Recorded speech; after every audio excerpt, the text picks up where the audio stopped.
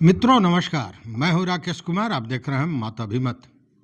मित्रों, बिहार में सर्वे चल रहा है, मतलब विशेष सर्वेक्षण एवं बंदोबस्त अधिनियम के तहत सारे जमीन का सर्वे हो रहा है और इसका मुख्य उद्देश्य यह है कि नए सिरे से कागजातों को तैयार किया जाए और ये सब डिजिटल होगा।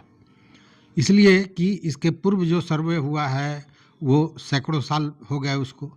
उस स्थिति में ज़मीन की प्रकृति बदली है, कई बार ज़मीन टुकड़ों में बटा है, कई हिस्सेदारों में बटा है और मलकियत कहीं न कहीं बिखरती रही है, जिसके चलते रोज़ विवाद, रोज़ झगड़ा, रोज़ केस मुकदमा, ये सारी चीज़ें चल रही थी और इन सारे चीज़ों को दुरुस्त करना बहुत ज़रूरी था। नहीं तो आने वाले भविष्य में ये जो ज़मीन है यह बहुत बड़ा एक सामाजिक संघर्ष का कारण बन सकता था। तो ये बड़ा महत्वपूर्ण है, तो ये हो रहा है। लेकिन इस सर्वे में कुछ नियमावली बनाए गए थे, मतलब ये विशेष सर्वेक्षण एवं बंदोबस्त अधिनियम जो बना था इसमें कई प्रावधान थे। प्रावधान ये कि जब सर्वे हो रहा है उस बीच में अगर आपको कुछ लगता है कि गड़बड़ी हो रही है तो आप अपनी आपत्ति या दावा प्रस्तुत कर सकते थे और ये 3 चरणों में था। लेकिन अंतिम चरण जो था वो ये था, जब अंतिम अधिकार अभिलेख प्रकाशन हो जाएगा उसके 90 दिनों के अंदर ही आपको आपत्ति दावा देना था।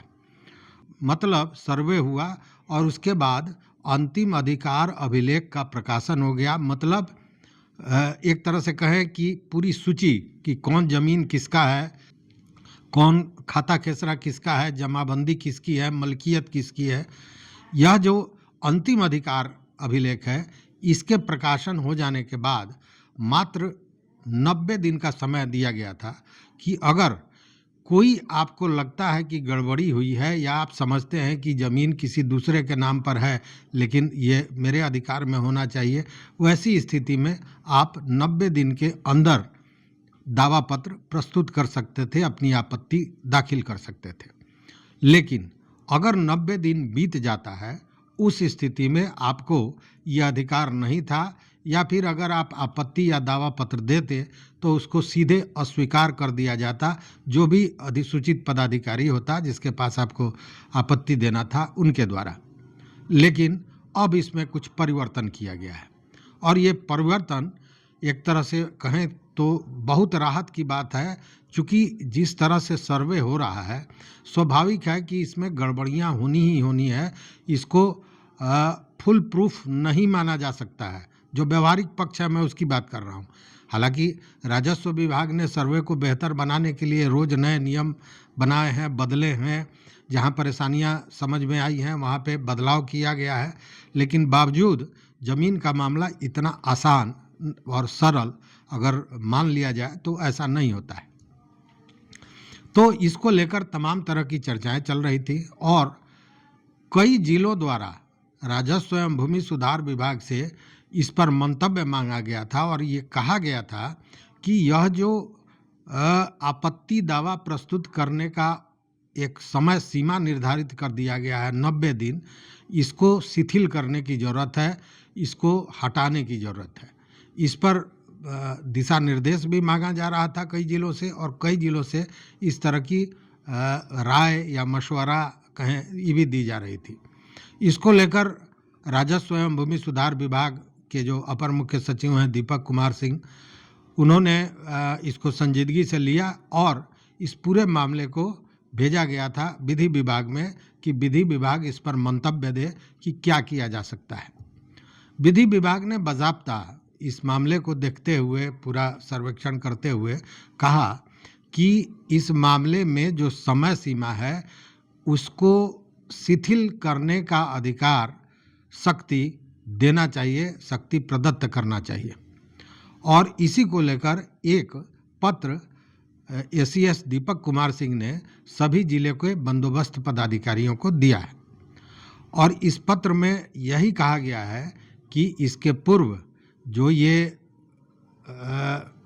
विशेष सर्वेक्षण एवं बंदोबस्त अधिनियम है उसमें यह था कि अंतिम अधिकार अभिलेख के प्रकाशन के 90 दिन के अंदर ही कोई व्यक्ति दावा या आपत्ति प्रस्तुत कर सकता था। अगर ये समय सीमा बीत जाती है, उस स्थिति में उसका दावा अस्वीकार कर दिया जाएगा।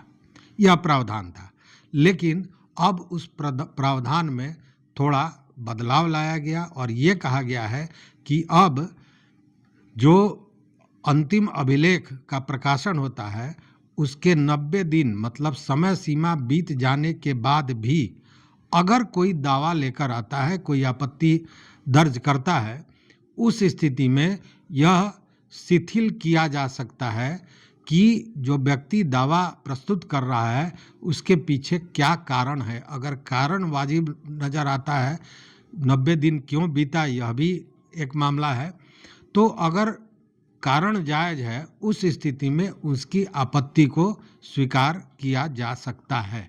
इस तरह का पत्र है।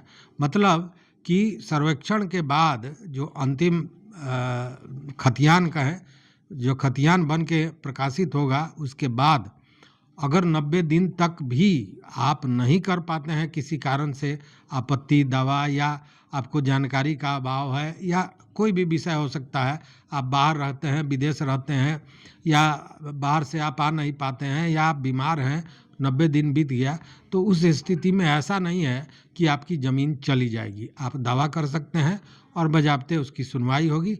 सुनवाई के बाद जो फैसला होगा वो फैसला आएगा। तो ये एक महत्वपूर्ण जानकारी थी और ये देना आवश्यक था।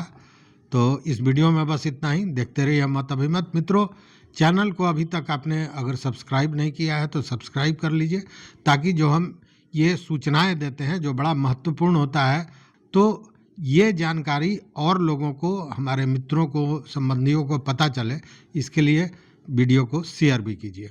देखते रहिए मत अभिमत। बहुत बहुत धन्यवाद, बहुत बहुत धन्यवाद।